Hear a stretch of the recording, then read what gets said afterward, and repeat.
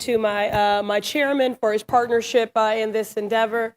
And I do ask your indulgence. I will do my best to not exceed what is the time limit here, but do have much to offer in my final report presentation, as it were. I also want to thank my Chief of Staff, Jessica Taubner, for all that she's done to get us to this point.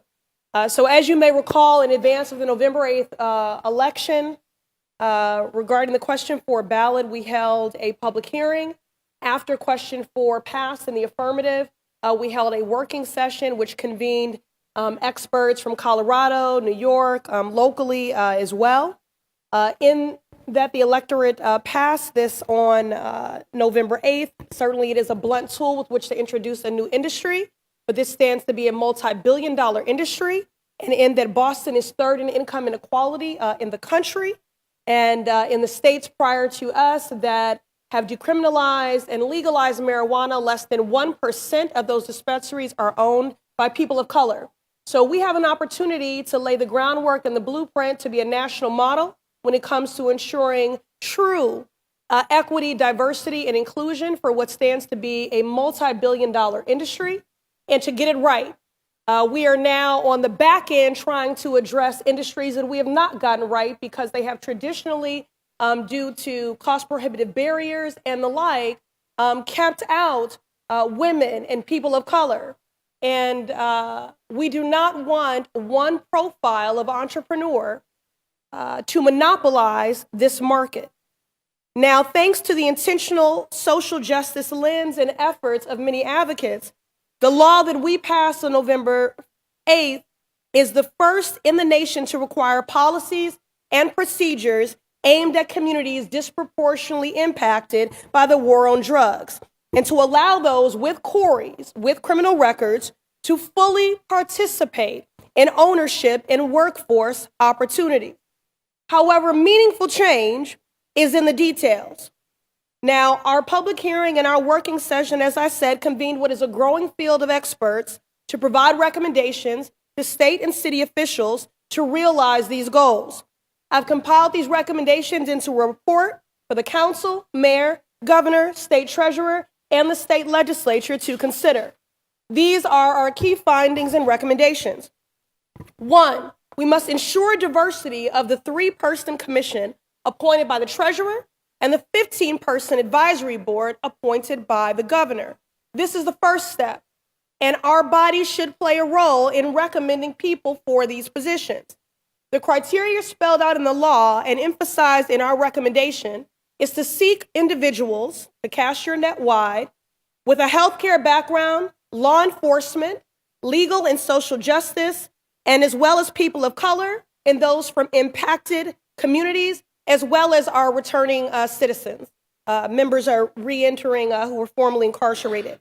At least one member of this 3-person Cannabis Control Commission to be appointed by our treasurer should be a person of color and from an impacted community with deep experiences, relationships, and an understanding of impacted community.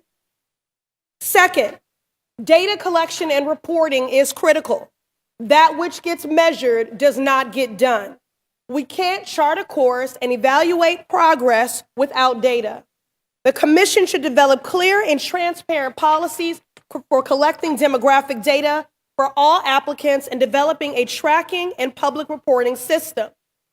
Now, for those of you that were not aware, when medicinal marijuana was introduced, 182 applicants, 8 provisional licenses awarded, not one to a person of color.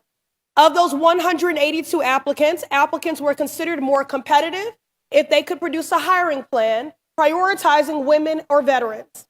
I have no idea if any of them actually honored that. For this industry, I intend to make sure that they are specific in sharing their diversity, or rather their ownership structure, and they should be given points if there's diversity within that ownership structure.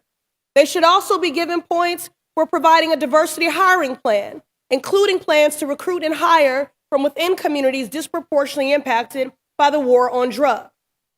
Third point, the law allows cities and towns to pass up to a 2% local tax on recreational marijuana. These funds should be earmarked to job training programs and to community building assets. The city's 2% local tax revenue should be dedicated to job training and workforce development. And finally, to right the wrongs of the war on drugs, which many people use as an impassioned talking point as to why they supported the legalization of marijuana, we must break down barriers and build connections. The governor and state legislature should develop and fund re-entry and training programs that connect returning citizens with potential employers, programs to reduce financial barriers to entry, police training programs on racial bias, and to reduce the criminalization of marijuana. Now, what's next? In addition to advocating for implementation of these recommendations at the state level, I will be advocating for development of city policies, namely zoning reform, to ensure equity.